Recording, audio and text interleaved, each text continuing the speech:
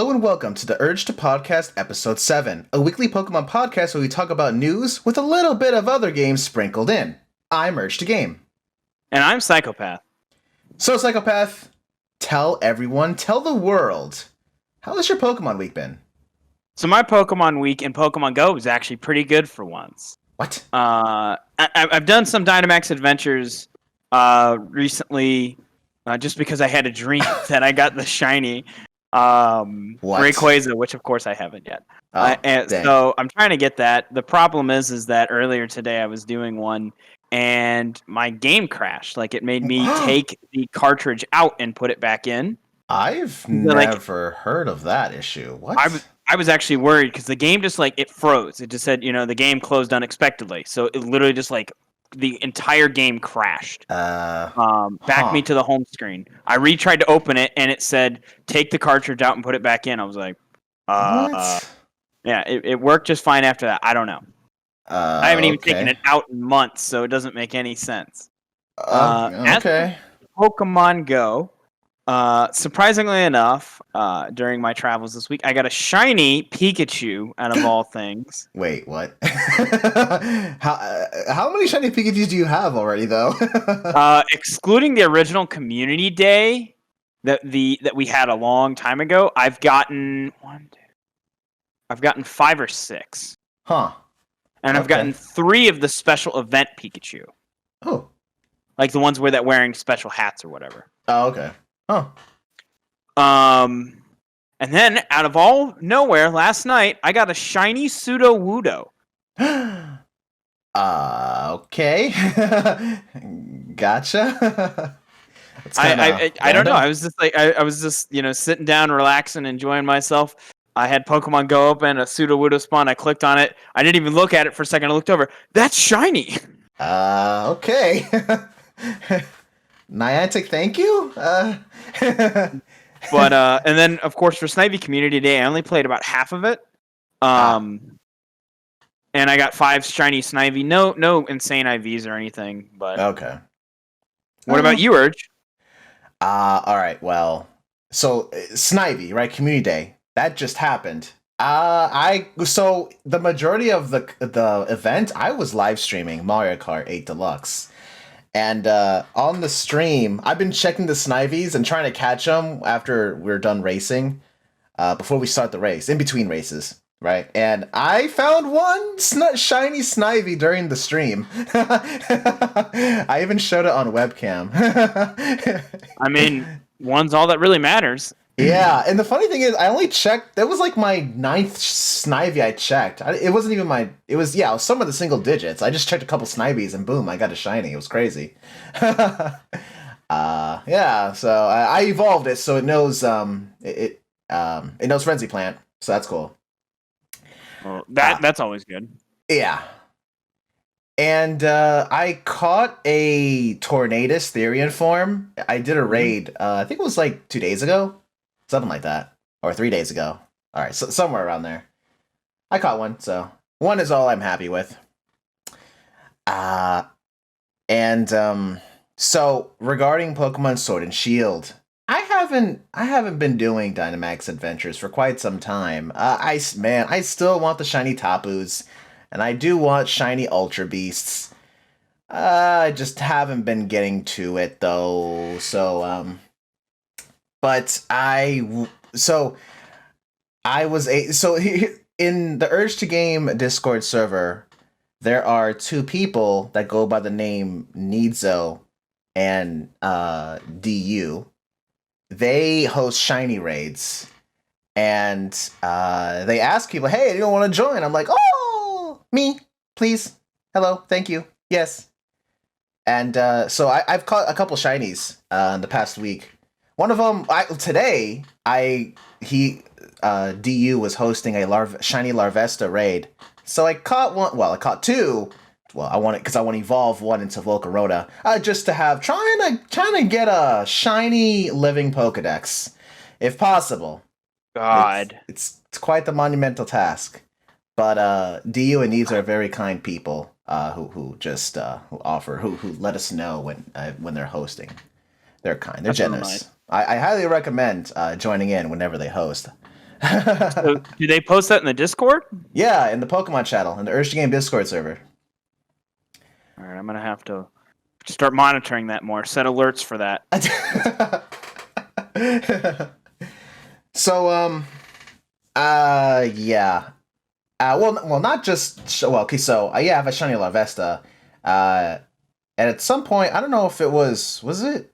I caught some other shinies. I can't even remember off the top of my head some whatever other shinies because, when they host a shiny raid den, there's a list of possible shinies when they refresh the den that they can get, which is like somewhere around 7 Pokemon possible. So I don't remember what are the other Pokemon. Although the past week, last week, not this past week, but the previous week, I definitely caught a couple. But this week, not so much. I've been busy.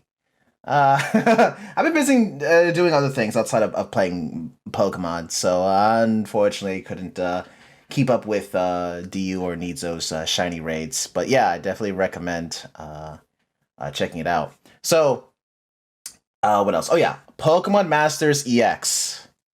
I still log in every day, do the dailies, which is literally like 10 minutes, or not, if not even. Spending all my stamina, just getting the 900 sync orbs, like doing the sync orb battles 10 times a day. That's all you can do, which you get 900 sync orbs. I desperately need more sync orbs. Especially because there's a certain event going on, which we'll talk about in the news. There's a certain event that has a sync grid now. Oh yeah, the Easter event. That's been going on for quite some time.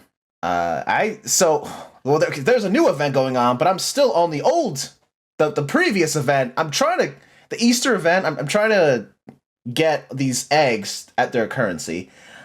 Trying to get the one more prize, which is a coin. I don't know if it's a tech coin or a support coin. It's the green or blue coin, I don't remember. Once I get that coin, then I'm done with the Easter event.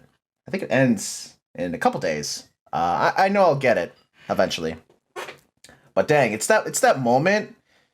It's that moment where because this mobile game, you have a limited amount of stamina. You can only spend your stamina doing matches, and it's like once you run out, I mean, sure you can spend gems, the premium currency to refresh your stamina, or just wait, which I don't really know how many hours it takes to fully replenish, but I do it in the morning, spend all my stamina, and then I come back at night to spend it all again on whatever, collecting resources.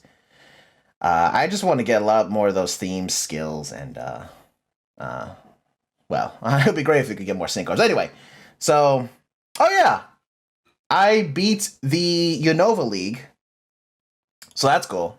More about that later. Yeah. Oh, and okay. There's other things I did on Pokemon Masters EX, but we'll talk about that in the news. Let's see. Oh yeah. Lastly, Pokemon TCG, the card game. Now, that's actually kind of the main game I've been playing throughout the week. I've been playing Pokemon cards with my good friend Spinning Nova on Tabletop Simulator.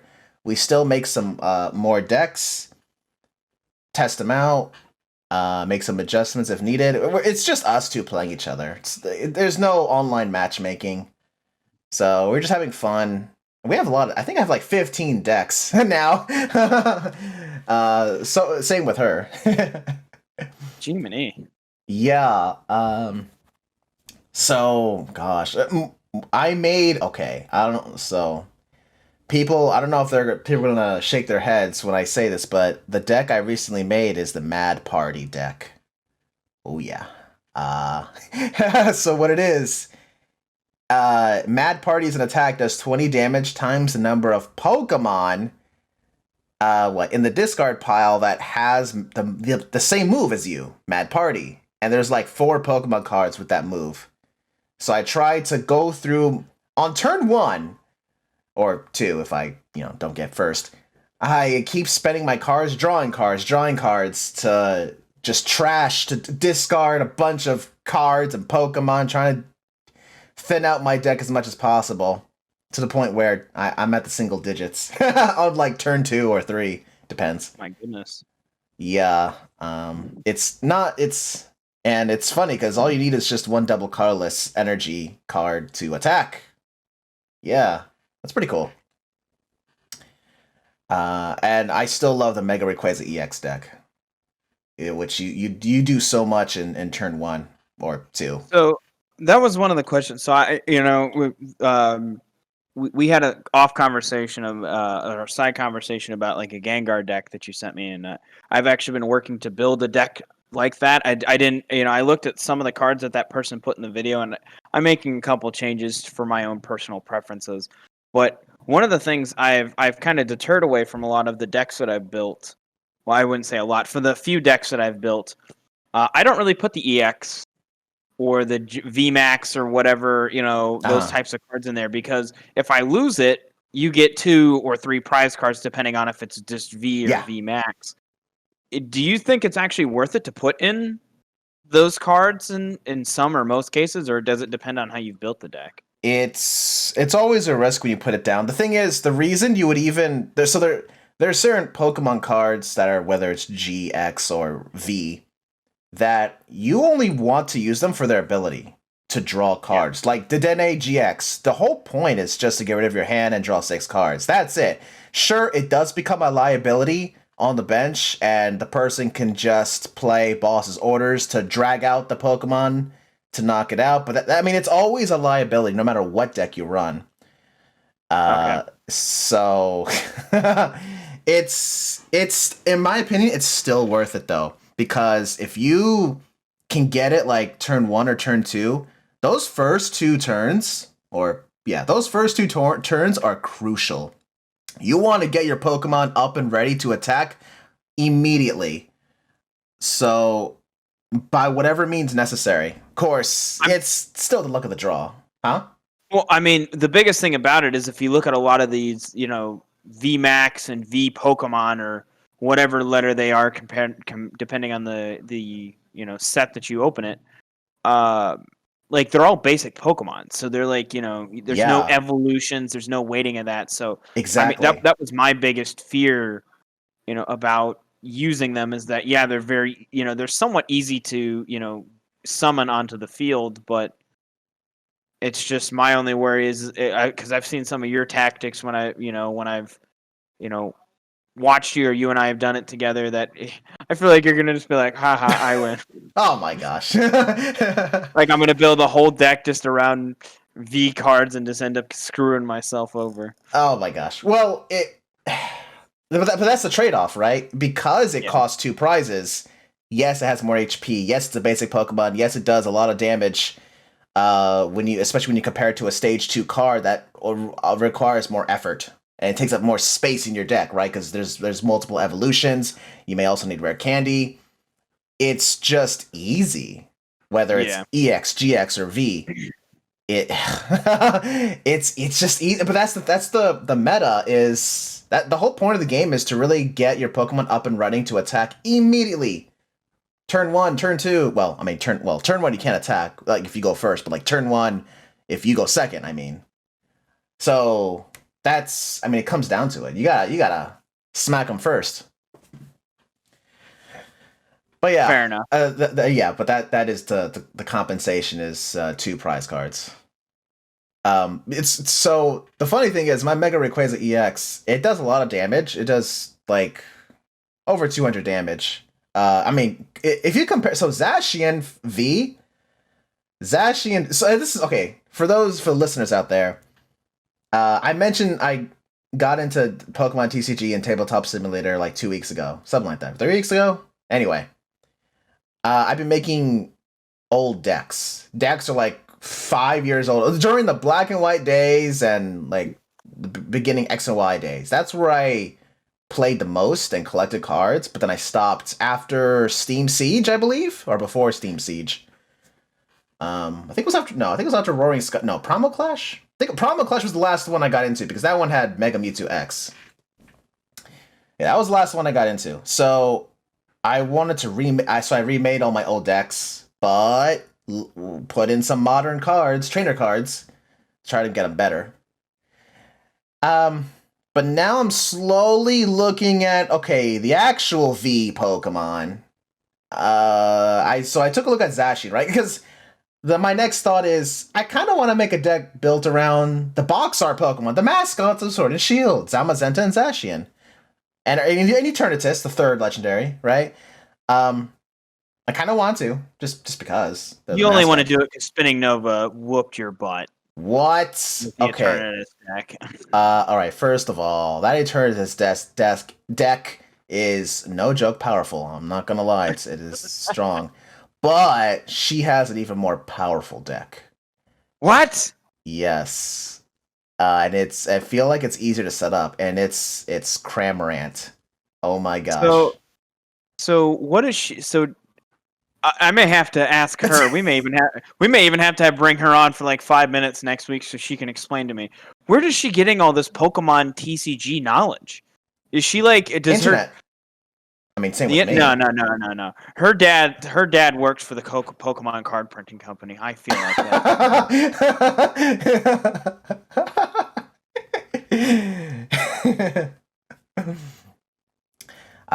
But that so. The decks I made, oh gosh, I did a Google search to see, hey, is there like an expanded format version of this deck? Because there's just so many cards since I last played, right? There's all Sun and Moon, Sword and Shield. There's just so many cards. I've looked on some of them, but like because I don't have experience using these cards in actual play, I may not even think about, hey, this could be useful in this way or that way. Even I just read the card, but I just don't think. Especially combined with other modern Pokemon abilities and such, what to look out for. I just don't know. So I looked on the internet, like expanded formats of old decks, and I see, oh, okay, so that's a new threat. That's a thing. This is a thing. Okay, that exists now. Wow. Oh my gosh, I just found out Metal Saucer's a thing, which is like a steel. It's like a steel version of Dark Patch. It's crazy. Anyway, but yeah, so she has this Cramorant VMAX. It's so crazy. Like she has a Porygon Z, a regular Porygon Z with an ability. You can attach as many special energies as you want, and she gives it all to Cramorant. And you flip a coin for each energy, and it does 80 damage for each heads. 80 damage. Oh my gosh. How many times do you flip it? Huh? How many times is it flipped in one turn? As many energies as you have. You need at least 3 to use it. Oh my goodness. It's crazy. And because you can attach all these... 240. Huh? Oh you can end up doing 240 damage. Yeah.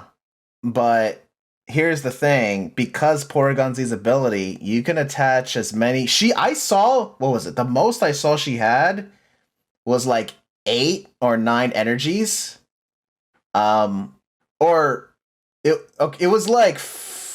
Yeah, well, okay, there was actually a triple energy in there. There's a triple energy card, by the way, that you can only give to evolved Pokemon, but it only lasts for 1 turn, then you gotta discard it.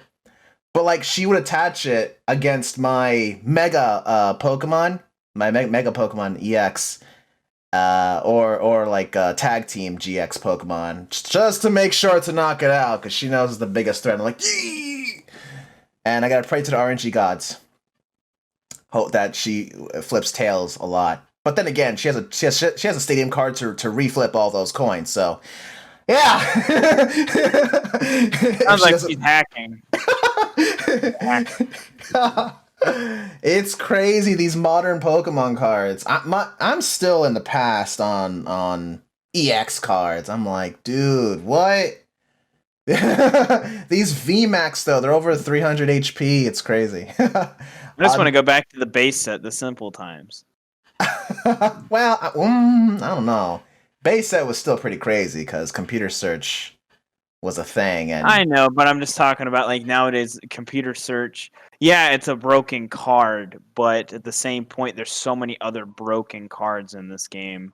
It's just like, oh my goodness. Well, they do. Well, at least, I mean, the Pokemon Company, they do officially ban some cards from tournament play. Like the first card I heard that was banned was Lysander's Trump card. I mean, this was back when I played during the Black and White / XY days. Lysander's Trump card. Why did they make those if they're going to ban them? I don't know. The Lysander's trump. So what? For those who don't know, Lysander's trump card. Both players shuffle their whole discard pile back into their deck. That pretty much refreshes the whole game. That's crazy. Well, I mean, so I've talked about this before. Back in the day, I used to play more Yu-Gi-Oh! Of trading card game versus Pokemon, and there's some broken like mechanics in those cards that when they were first released they weren't banned, but then after seeing how they were used in tournaments, they either became limited or completely banned altogether. Okay. So it's just like that. To me, it's just some of these cards. It doesn't make sense why they release them and then instantly ban them. Like the tournaments usually wait to see how they play before they start to ban them. So it's just interesting to see that. Does Yu-Gi-Oh tournaments can you use old cards, or do they rotate? There's certain cards that you cannot use with old because of the way that they've changed the meta. Just from the anime, it's basically every time a new anime comes out, a new segment. Now they're out to I think it's Soul Link cards, which is very. I don't actually. That's the only once that I haven't kept up with it for so long, but I just don't understand the meta at all. How they summon certain cards and everything, but but you can still. There's no limit on any of the old cards you can use, but there's certain cards that you need to use, or you're just not going to be able to win any duel. Gotcha. And it's usually some of the newer. So that is one thing that's nice, except for the banned cards, like Monster Reborn. Anyone who ever played Yu-Gi-Oh remembers that's like one of the most famous cards. It's completely banned. It's just crazy. I never played the Yu-Gi-Oh cards, but I've seen the anime and I know what Monster Reborn does. Yeah, it's broken. But there are times where a card needs to be banned just because things in the future. Okay, so for example, Milotic. Now this came out, I think, during the X and Y era. So Milotic has an ability where if you have it in play, whether it's on your bench or active, you can choose to discard Milotic, but and it counts as a knockout, so the player can get a prize card, which sounds crazy. Like, why would you do that? But what it does is you get to search your deck for 3 basic energy cards and attach it to any of your Pokemon. That sounds broken. Except Pokemon EX. Which Pokemon EX, they're basic, right? Well, at the time, EX were the champs, right? They were the powerful that everyone used. So you can only attach it to regular Pokemon. But see, now we have GX and VMAX. So, of course, that didn't exist back then. So, it's broken if you were to attach those 3 energies on a VMAX or just a V Pokemon or Tag Team GX. Sounds like a good tactic with the Cramorant. Yeah, it is. So that's why they banned it. Although, I mean, even then, it's still an old card that it's been rotated out anyway, but it's banned from the expanded format. The expanded format, you can use all the cards back to black and white. But yeah, there are certain cards that are banned. Oh gosh, Sableye's Junk Hunt card is just crazy from black and white. Sableye has an attack where you can grab, I think, 2 item cards from your discard and put it back to your hand. That's crazy. You can keep on using those same item cards to mess up the opponent. Anyway, so yeah, that's about it for the TCG. I made some. Did I make another deck? Actually, so what was it today? As of this recording, I saw the Pokemon's YouTube channel. They've been streaming the regional tournaments regarding Pokken tournament, TCG, and the video game. I was watching the TCG to see like what's the competition like, because I really don't know, right? I've just been playing casual tabletop simulator with Spring Nova. I don't even know what the meta is. I've found some decks online, but I just don't know what the meta. And so, funny enough, the tournament. Well, okay, so this is all. I mean, it's in the regarding TCG, they're not doing real life tournaments because of the pandemic. You actually got to play in the online TCG game. Now they did say it's all pre-recorded, right? Because they did say it's pre-recorded. Otherwise, like the opponents could be watching the stream and see the other player's hand. That would be really bad. But yeah, so they actually gave statistics like what are the top 7 most popular decks. It's so fascinating. I'm surprised they even. You know what? They gave these statistics. Let me see. I should have to Spinning Nova. I messaged her the picture, but let me send you the picture right now on Discord. There, most common decks overall, and I mean, I guess they're going by the online game. Makes sense. Eternatus VMAX, which is Gigantamax or Dynamax, is the most popular by far. It's crazy. I mean, your bench is eight Pokemon. That's interesting. And so in second place, it's Arceus and Dalga and Palkia GX along with Zacian V. And I'm like, what? What do these cards do? I didn't know at first, and then I looked up what Arceus, well, ADP for short. Oh my gosh. This card is crazy. This card released during the Sun and Moon era. It's still, they have not rotated out the GX cards quite yet. You psychopath, you will not believe.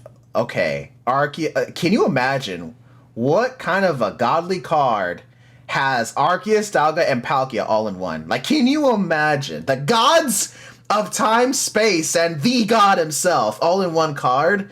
The epicness, so they have so these GX cards have like a Z move kind of thing where you can only use one GX attack in the whole game because it's that powerful. Their GX is called Altered Creation, which of course, I mean, the god of Pokemon, sure, that makes sense. What that does is for the rest of the game, all your Pokemon do 30 more damage to the opponent, active Pokemon, and you take one more prize card for knocking out the opponent's Pokemon for the rest of the game.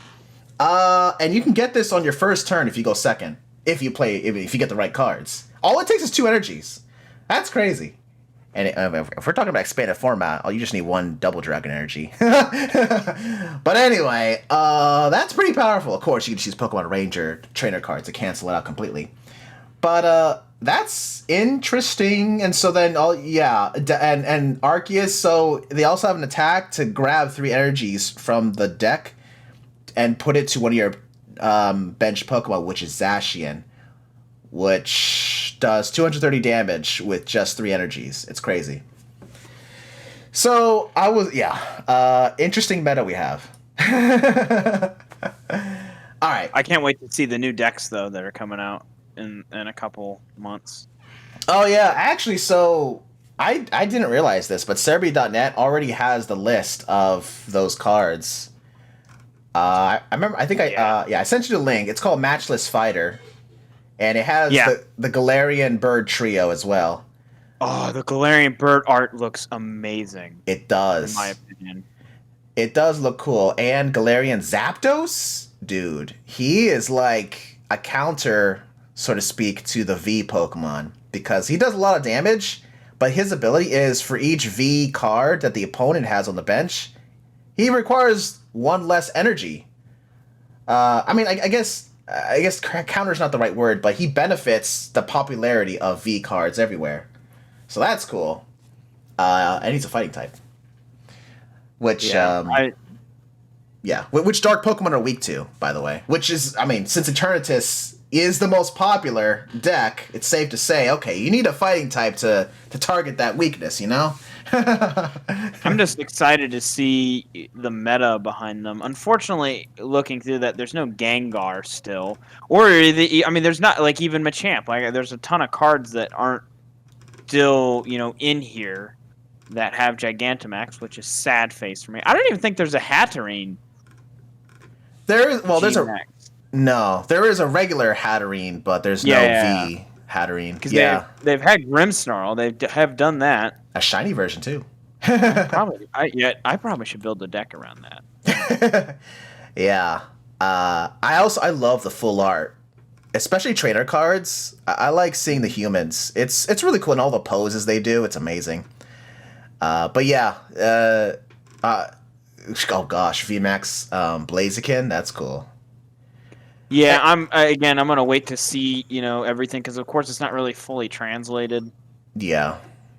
these cards. I mean, Sarah B has them translated to what they can do, but I want to wait and see, the combos with some of these. Yeah, for sure.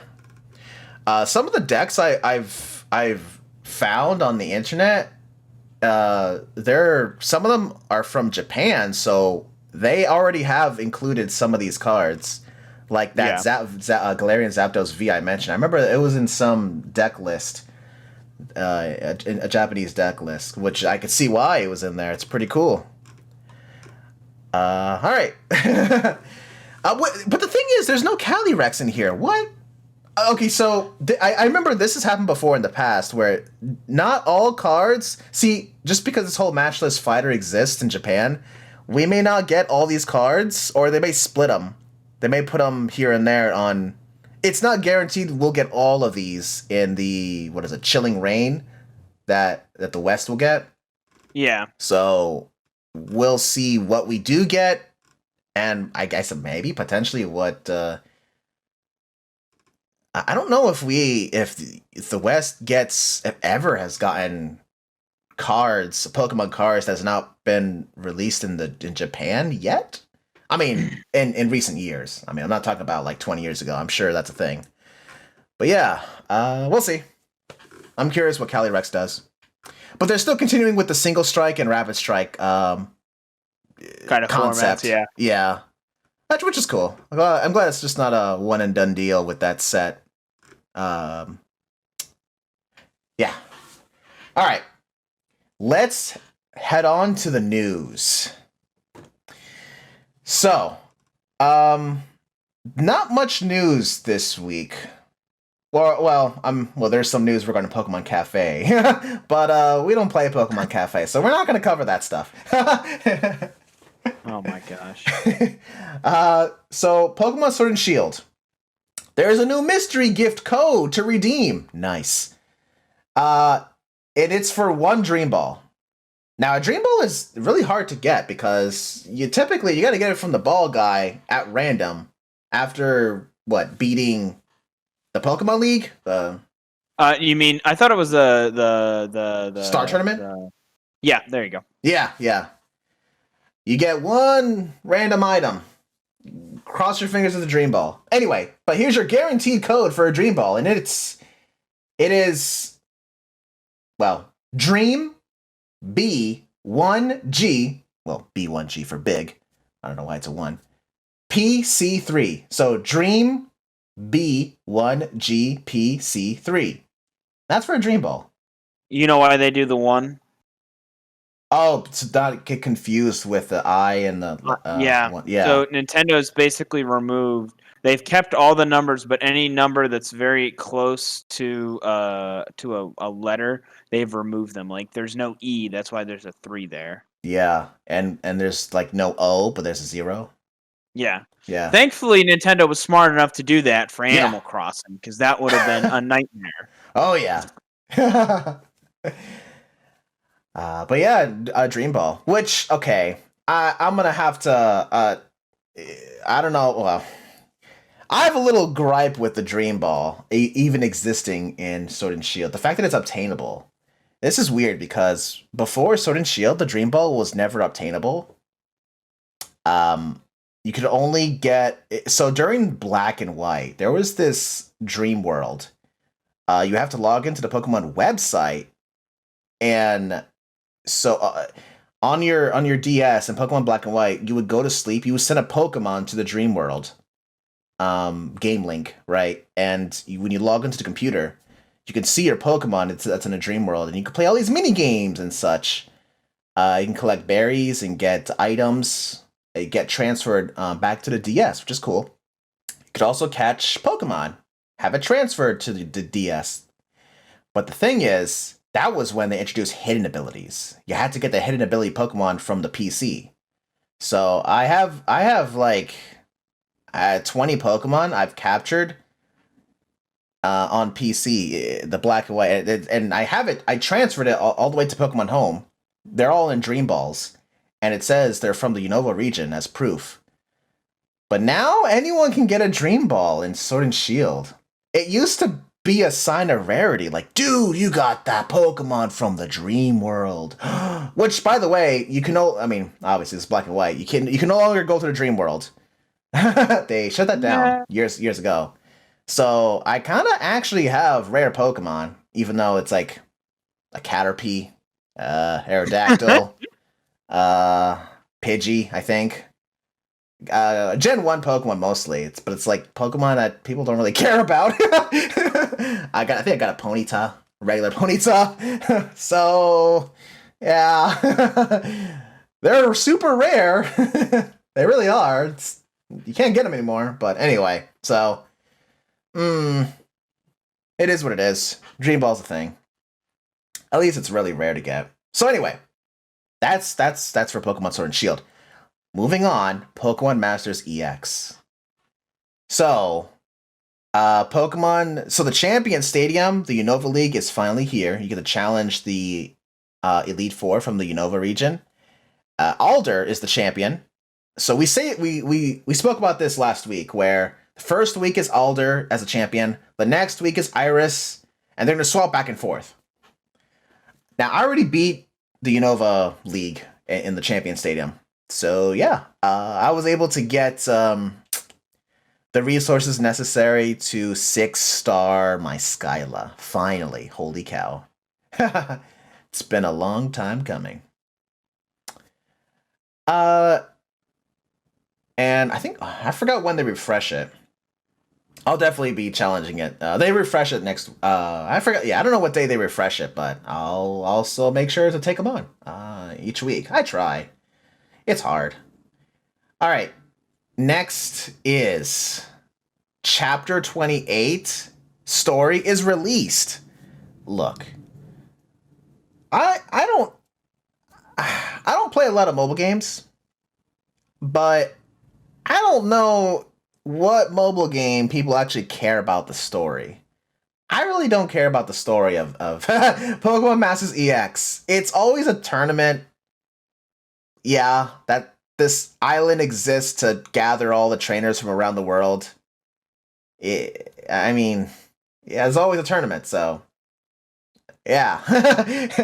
It's here, it's a story. I beat it so easy.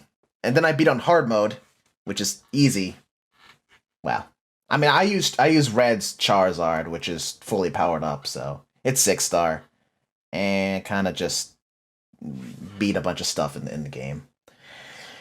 Alright, next. Now here's what I wanted to talk about. Rayquaza is back. Better than ever. And the funny thing is this his third time returning? I don't remember. It's definitely not his first time. Huh? You're asking the wrong person. Yeah.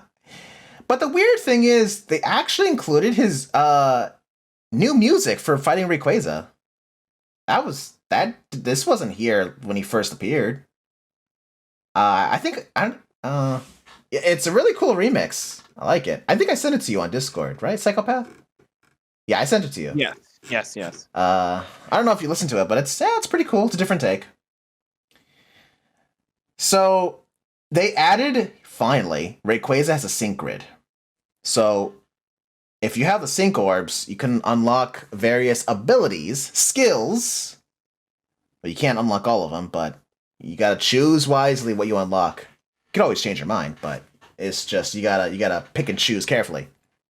A good setup. So I'm kind of conflicted when it comes to Rayquaza sync grid because he has 2 dragon attacks, Draco Meteor and Outrage. Both very powerful, one's special attack, one's physical. The thing is though, Draco Meteor, you could spam Draco Meteor without your special attack going down if you have the Dauntless Lucky skill. That's cool. Now Outrage, the downside to Outrage is you'll be confused and possibly hit yourself. But there's a skill or an ability in the sync grid that just prevents confusion. Cool. Either way, I mean, there's only so many sync orbs you can give to this Rayquaza before you max out on points.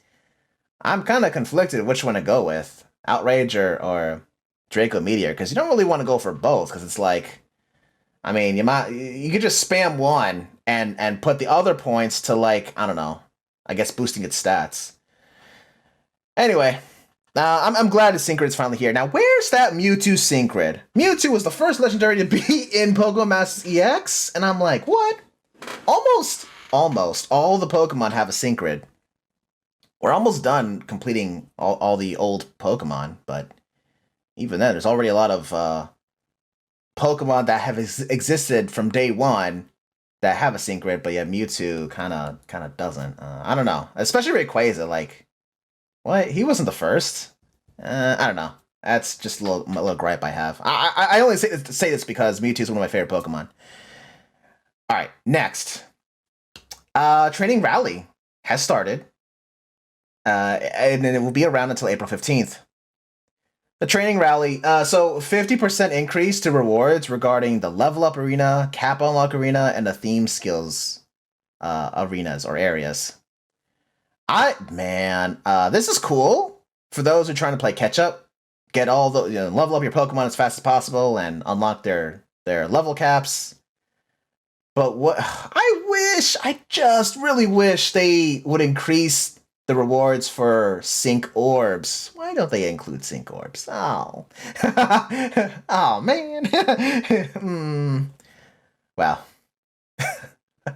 So, that's it for Pokemon Masters EX. Now, one last thing I want to say about Pokemon Masters EX is, that's right, my status regarding Dianthus Gardevoir. Dude, I'm still spending all my orbs on Dianthus Gardevoir, and I still haven't summoned that Pokemon yet. Oh my gosh.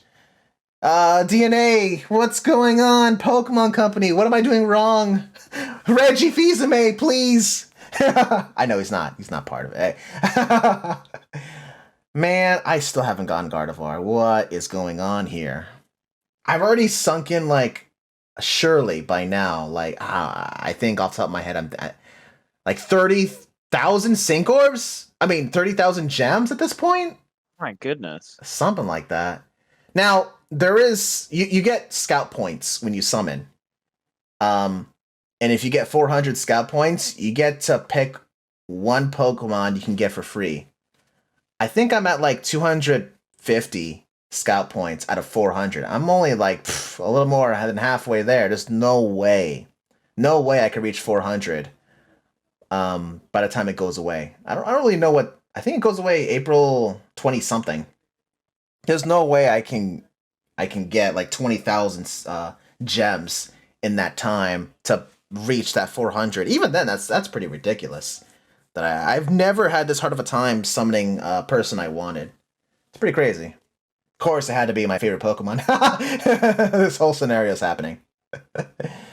Anyway, let's move on to Pokemon Go news, and I'll give it to you, Psychopath. Well, thank you, Urge. So I'll do these in order, I guess, because one of the things just kind of happened today. Even though I have a Pikachu spawn near my house, it doesn't have it. Apparently, across the world, or at least in Asia and Europe right now, Pikachu is spawning around with the safari hat and glasses, and it's supposed to spawn from April 11th to May 11th.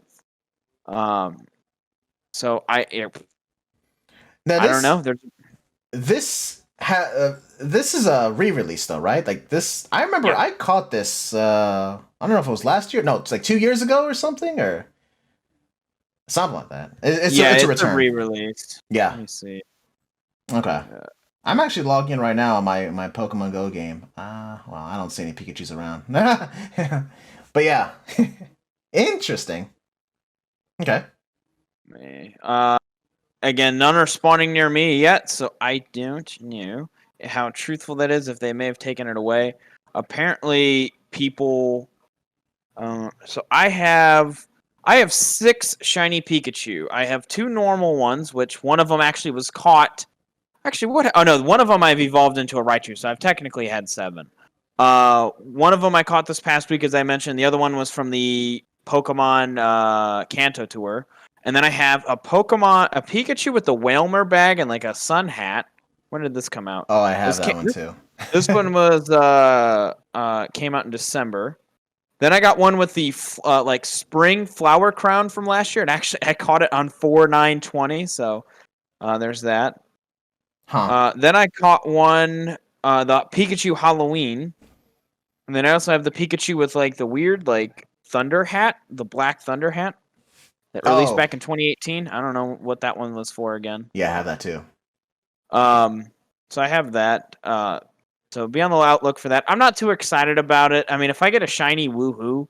But again, it's not something too awesome in my opinion. It's just cosmetic. And you can't even transfer it. That's like my biggest fear is like if Niantic all of a sudden went bankrupt and it's like Pokemon Go's no longer going to be a thing, like, you know, transfer all your Pokemon now while you can't. I can't. Right. So. Dang. Yeah, actually, so, quick, sorry, I just want to mention, this reminds me of when Meltan released. Remember, it released at the end of a community day? Everyone's like, dude, what is this Pokemon? It's a glitch! Oh! Catch it! Well, what's actually interesting, if you watch some YouTube videos, when that happens, some of them actually initially spawn as Kecleon. Oh, wow. And if you close out of the game and reopened it, then they respawn as Meltan. Huh. Weird. So that's how people thought that they were going to release Kecleon. Oh. Like it's going to be like, you know, you're going like I still don't know why they haven't released that yet, but yeah, that's true. That's right. I didn't realize it. They have not released it. I don't know. Okay. And then the second and last part of the Pokemon Go news, at least as of for this week, Rival Week begins April 13th, so mark your calendars.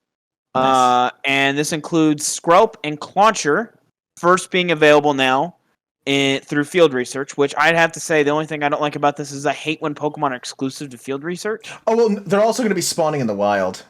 Oh, they are? Okay, never mind then. Increased spawn rate as well, along with others. Never mind then. Scratch that. But I still hate when Pokemon are only, like, so last week with the catch challenge for Easter, the only Pokemon that was available, available through field research was Azumarill, which I don't like that concept. Dang. Because it requires you to go around and spin stops, which is a part of the game, but with still the pandemic being a thing for some states and countries. Oh yeah, going out and doing that, not just for safety reasons, but I think some countries are still locked down, and it's just not a feasible thing for people to go out and do that, and it makes it very difficult. So, just my thought on that. Yeah, the best you can hope for is just to drive your car, reach a Pokestop while it's still in your car, and then spin it. Well, but like for that, like, you know, sometimes because the problem is actually for the Azumarill, I spend over 25 stops to get that one task. Oh, to find that one task. What? That's why it's a little bit frustrating to me. Wow. Because I was still getting normal tasks. I wasn't always getting event tasks, and that's what was frustrating. Wow. Okay. Yeah. Dang. And the task that you had to do was get 15 execute, and I seemed to keep getting 5 execute and 25 execute, but I could not find 15 for the life of me. Dang. Okay. It was fun. By the way, I probably shouldn't say to drive in the car and and spin the Pokestop. Not to say while driving. I mean, like park the car, then spin it. Well, here's a great question. You said that you have that Pokemon Go Plus. When you spin the stop, if you don't have any field research, does it give you any? If you don't have any field research? Like if you have a space for one. Because, you know, you can really only have up to 3. That's something I never pay attention to. That's a good You'll have to try that out. Try that out. Because if that's the case, then I guess you're fine. But, you know, you're still going to have to look at your phone. It really should, though. It should work. You never know. Niantic may have forgot about it. After all these years. Additionally, with this Rivals Week, Team Rocket members will be appearing more. And there will also be increased spawns of Hitmonchan, Hitmonlee, Makuhita, Meditite, Zangoose, and Seviper, and more. And one thing I really like about these spawns that are listed is they're all have a chance to be shiny. And crazy enough, I don't have any of them except Seviper is shiny, the ones that they listed. What? Really? Dang. I got Seviper GoFest. It was my first shiny during GoFest. Oh, wow. So Team Rocket is more likely to appear at Pokestops. That's pretty cool. So more Shadow Pokemon. That's nice. Nice. Well, again, that comes to my problem still of you have to go out to those stops. It's not like they're appearing more frequently in balloons. So yeah. All right. now, did you get your Shadow Zapdos yet, Urge? Nope. Tisk. Moving on. So one of the things that you and I both watched a YouTube video on earlier this week, and it kind of really sparked a conversation between us, was about Pokemon Go eggs and them being categorized as loot boxes. Oh, yeah. I think this all started with a Kotaku article. And then I forgot what other article did another post about it. It's funny, ever since the egg update where you can see the rarity of what Pokemon, right? Gosh, which we both kind of we don't really agree on that. But let's be real here. The point at least I feel like the point Niantic even included what the odds are. Well, in image form, they didn't actually apply numbers, but because they show the rarity of each Pokemon to disclose. I think that's something you actually have to do when it comes to the rules of gambling. Like you have to display the rates or something. Anyway, but it's not. Well, loot boxes, these kind of things in the U.S. anyway. Actually, around the world, it's not gambling, but that's because the term gambling has not caught up with modern times. What a loot box is gambling. In my opinion, it's gambling. Well, some countries actually require, the reason Niantic released that was some countries actually require them to display the odds. Why? Of loot boxes. It's because it's part of the gambling laws that they have there. So it is gambling. Well, I mean, let's be real. Raid passes are technically gambling. A what? Raid passes we can count as gambling. One, you don't know what the CP will be, and you can't guarantee that it will be shiny. And you can't even guarantee you'll catch it. Right. So you may have to spend multiple to even get one. Because they don't actually disclose the shiny rates of Pokemon in raids. They've never actually formally came out and done that. People just have scientific research from theirs. I never thought of it that way. Huh. So technically those are, I wouldn't categorize as loot boxes necessarily, even though that's basically what they would be. But they are a form of gambling because, again, especially with remote raid passes, you have to spend money to get them, but you're still not guaranteed any type of reward, and you have no idea what you're actually getting out of it. You have some idea. You can control kind of some of the odds, but you still cannot guarantee it in any way, shape, or form. Right. Huh. Never thought of it that way. This is deterring away from the main problem, because eggs have been in Pokemon Go since day one. I actually remember the first 10K egg I ever had was an Eevee, and I was sad. Right. So, wait. No, eggs weren't in day one. Wait a minute. Yeah, they were. What? Yeah, they were. What? Yeah. They were all green, if you remember. There was no color. That's right. They were all green. But okay. Here's the thing. That's a problem with loot boxes and categorizing eggs as loot boxes. Is scientifically, by gambling standards, they are not loot boxes. Yeah, I know, right? Because they are a completely different mechanic than normal loot boxes. If you go online and buy a loot box, aka in this case an incubator, yeah, in other games, such as let's say EA, because they're the biggest contributor to the problem that happened with this, and Battlefront 2, you don't guarantee an item instantly. It requires some steps to be taken, pun intended, to receive your item. So you're actually putting a loot box into a loot box to get your item. Dang. What? So that's the reason I don't categorize them as loot boxes. However, the system I think is broken. Because again, you're not guaranteed anything. We don't actually know the specific number rates. All we know is a certain rarity. Like this is a 1-star, 2-star, 3-star, 4-star, 5-star, depending on, the Pokemon in there. And additionally from that, the only way to obtain eggs is either by opening gifts, beating Rocket, what are they? Not generals, what are they? Leaders.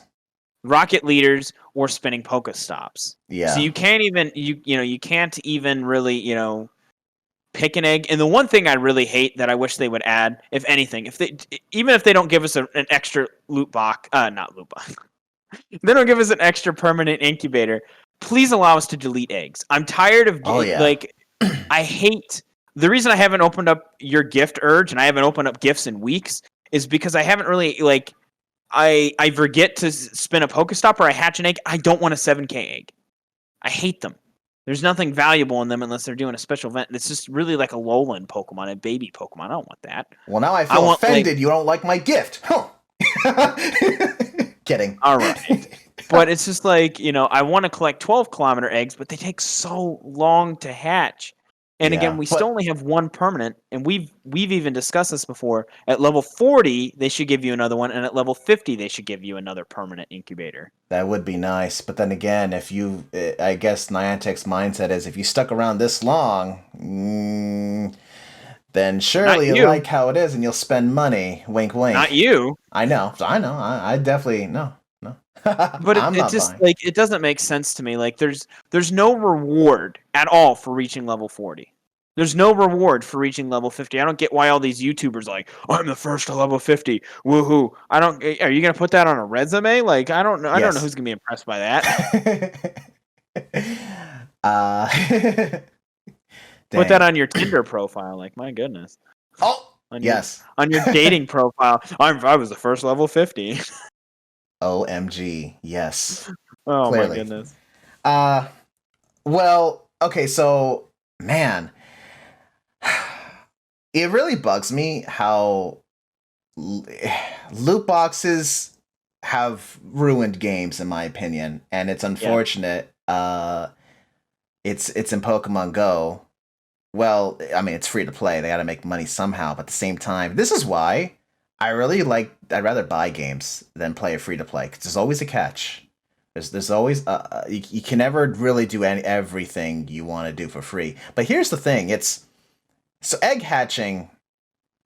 It's a loot box. Now I don't get why you can't breed Pokemon in the mainline games. You can, if you want a shiny, just go ahead and breed. I don't know, put a Ditto and a Sharpedo in there to get a Carvana. And keep on hatching to get a shiny Carvana. I wish Pokemon breeding was a thing in the mobile games in Pokemon Go. But I guess that would also really people are less likely to buy incubators then, huh? Well, no. Actually, I would say the opposite of that.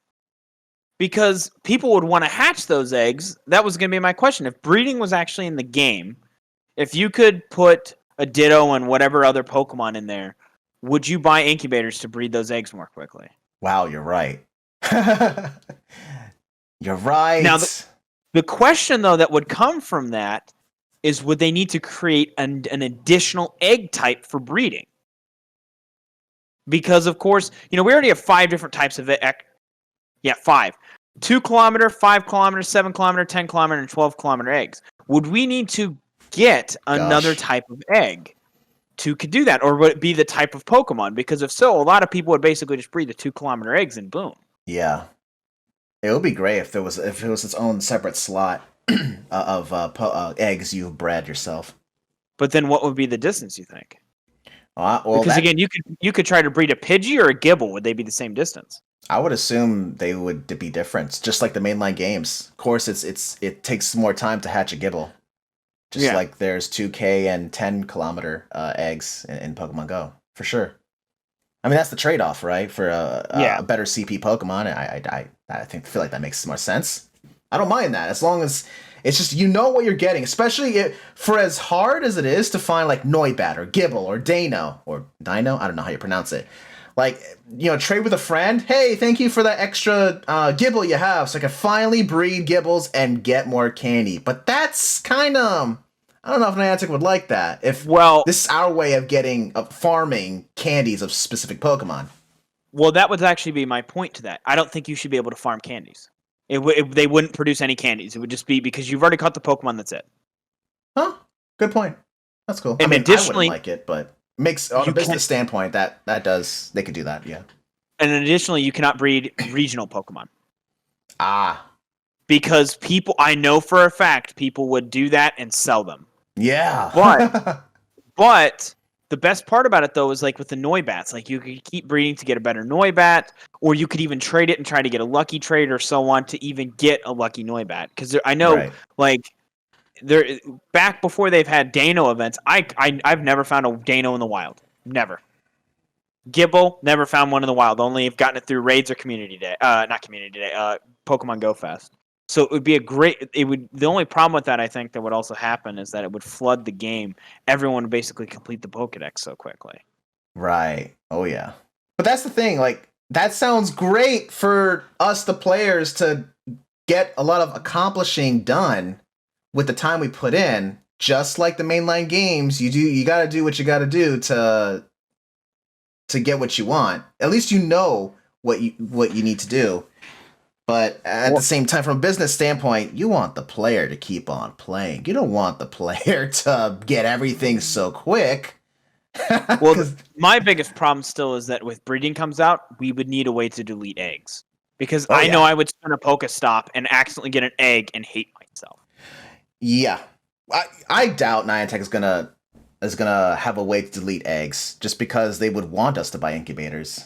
Or even in the mainline games, you can't even ditch eggs, and that's gonna be their explanation, I suppose, why you can't delete eggs. Yeah, I mean, I get that, but at the same point, don't forget you can carry as many eggs as you want. There's no limit. I could store them in my Pokemon box. Oh yeah.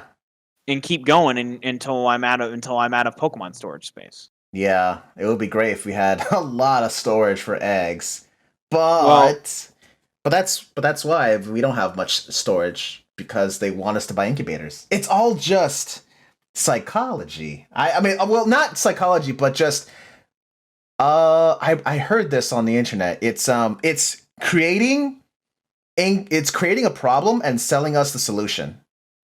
That's what they're doing. Yeah. Well, I mean, all in all, I like the eggs, but the one thing I would say that I don't like is when they make exclusive Pokemon only in eggs. Oh yeah. If every Pokemon was available in the wild, regardless of how rare it was, like the Dino or the Gibble, yeah, I do not think Pokemon should be exclusive to eggs. Right. And the only Pokemon that should be exclusive to raids are legendary Pokemon. Because that's where I also mentioned, as I said before, raid passes are somewhat of gambling. Because the only way to obtain a Pokemon is by spending money almost.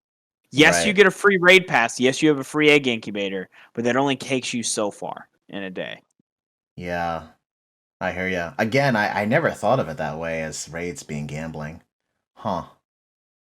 I guess at first I didn't see it that way because my mindset is still used to the mainline games where you hatch Pokemon and try to get perfect IVs. And if you don't get good IVs, oh well, hatch another one. But it doesn't cost money to get eggs over and over in the mainline games. But the fact that you're charging when you put a price on on a shortcut, whether it's a shortcut or access to something, yeah, that changes things when you put a price tag. I mean, if you remember, even when they did the mega evolutions, and the only way to do it was mega energy, to even get a mega version, it requires you to do, I think, like 3 or 4 raids at this point to get enough energy. Yeah, I don't like that. And that's what I mean. It's technically a loot box. To get a mega Pokemon, it's not technically a loot box, but it's like an odd version of basically you have to spend money most likely to even accomplish that. It's like dancing around the definition of loot box. It's a quote unquote. Well, I mean, okay, actually dancing around the definition of gambling. because I mean, if the U.S. or if more of the world saw loot boxes as gambling, then we wouldn't have this problem. Yeah. But yeah, well, that was an interesting discussion. Yes. Oh yeah. So my last thing to say about this eggs as loot box. Yes, it's a thing. It's a loot box. Please ban loot boxes in around the world, please. Well, I don't. So that's the thing. The problem is they can't necessarily ban loot boxes. The problem with loot boxes, however, if they do keep loot boxes in the game and they actually categorize it as officially gambling, the game has to be rated A for adults, which meaning only age. I think it's either 18 or 21. I don't know international. This is only the United States. I'm pretty sure it's 18. It's 18 and up only, meaning children are not allowed to play at all. Yes. It doesn't matter if a parent buys them the game and lets them play. Children are not supposed to play at all. Right. That's why the whole gaming industry definitely don't want that rating. So it will purge the loot boxes. It'll be gone. Well, actually, that's also why Pokemon took out the casinos. Yes. Out of the games. Oh yeah. Oh yeah. So. Which I miss it, but I understand. Yeah, I know what that's. Yeah. Well, all right. So, with that discussion over, let's move on to the Pokemon Cry of the week. So, last week's Pokemon Cry is. What do you think it is? I want to say it's Snubble. No, Miltank. It's not. Snubble? No. It is Gen 2 though. I know it's Gen 2. And maybe it's one of the legendary beasts. I don't know. All right. Well, the answer is Quagsire. No! I played with the Quagsire in my Pokemon Silver playthrough. How did I not get that? You were close. For some reason, I kept thinking it was, like, the entire time, I kept thinking it was Miltank. Like, even last week when I heard it, I'm like, that sounds so familiar. And, oh, God, I am so upset at myself. Miltank's cry is a moo. It's been so long since I've heard Miltank, because Whitney, I just usually wipe the floor with her at this point. Wait, what? I've learned how to do it in Pokemon Crystal. There's a way to get him a chop, and you can easily wipe the floor with her. Oh, okay. I didn't know about that much chop back then when I was a kid. I didn't either. Trust me, I had to look it up. Okay. I struggled with Whitney's Miltank, and forever has scarred me as the hardest Pokemon battle ever. Anyway, so Quagsire. Let's talk about Quagsire. I feel like these Pokemon weeks. How about we talk about the Pokemon of the Cry? You know, just whether it's our experiences or our opinions, anything. So, Quagsire for me was one of my favorite Gen 2 Pokemon when it first came out. Actually, Wooper. I wouldn't say Quagsire. It was just Wooper, but it evolved. Its typing is very unique. It is. I especially love it because, like, the electric type, it makes it immune to electric. It really screws you out of so much gameplay. Yeah. With that, but it's 4 times weak to grass. Yeah. But the only thing that's real nice about it is there's no grass gym in Gen 2, at least not at the beginning. That's true. I mean, well, every Pokemon has a weakness. Sometimes even a 4 times weakness. I get it. Now, it's shiny. I don't really get it shiny why it's pink or purple, however you look at it. Oh, yeah, I think it's like pink. Yeah. I don't know. Then again, I don't know how Game Freak even decides how a shiny color is. Because I don't like Gengar shiny. But yeah, Quagsire. Did you ever see Grimmsnarl shiny? Basically, if you just make it photo negative, it's shiny. Oh. Is that the same? Is that how they did all these other Pokemon? No. There's no way. I mean, I know technology was limited back then on the Game Boy, but Okay. I would say though the shinies have gotten better over the years. Yes, although Except rest in for peace, Garchomp. Garchomp. Well, actually, so I know we're supposed to be talking about Quagsire here, but did you see that someone released what the beta images looked like for the Gen 4 Pokemon? No, I've not seen it. And Garchomp was originally supposed to be orange. Wow. Yeah. And people were like, why isn't this the shiny? Dang. I would love that. So, but yeah. The Quagsire, at least in my playthrough with Silver, was a monster. Like, having the ground and water type was just so good. The only thing that sucks is you didn't get Earthquake until Victory Road, so, like, I was sitting there stuck with nothing. Oh. Huh. Like, I had Mud Slap until that point. I see your laugh there. Yeah, you know exactly the struggles that I'm talking about. Kinda. So I never used Wooper or Quagsire when I played Gold and Silver Crystal. It didn't interest me. I played other Pokemon. I had other Pokemon on my team. But I admit though, it's unique typing, water and ground. Now, when I say, well, okay, before Gen 3 came out, obviously there's Swampert and Whiscash that are water and ground, but at the time, Quagsire, during the regular Gold and Silver days, its unique typing, it was nice. Yeah, it definitely made an impact on the competitive scene. Yes. And what is it with his eyes? How many Pokemon, like out of all the Pokemon, how many eyes have like a... I mean, how many Pokemon have such tiny beady eyes? It's like the derpy Pokemon. Yes, there's actually a lot of memes revolving around Quagsire. But so here's the thing, Quagsire. Looking at its base stats, though, its speed is really slow. Unfortunately, but it has more attack than special attack. It has more physical defense than special defense. It has some nice HP though, I'll say that. So I think to add on to its derpiness is its hidden ability called Unaware. Which it ignores the foe's stats. Like whatever any buffs the foes has, it ignores it. So that's pretty funny. Its derpiness that's helps it actually out. very good. Yes. I actually think.